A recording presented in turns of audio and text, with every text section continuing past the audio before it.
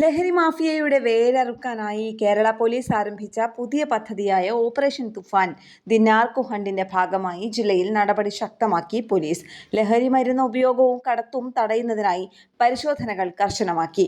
വിദ്യാഭ്യാസം, ആരോഗ്യം, എക്സൈസ് എന്നീ വകുപ്പുകളുടെ സഹകരണത്തോടെ സംയുക്തമായാണ് പദ്ധതി നടപ്പാക്കുന്നത്.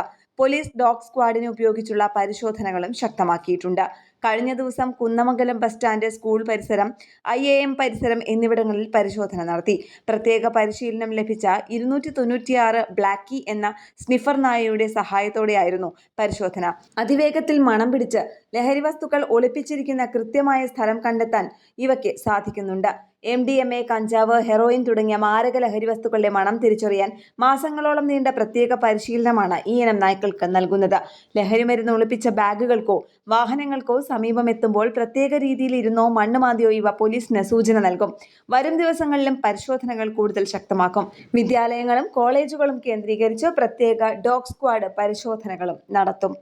ന്യൂസ് ഡെസ്ക് കേരള പ്രണാമം.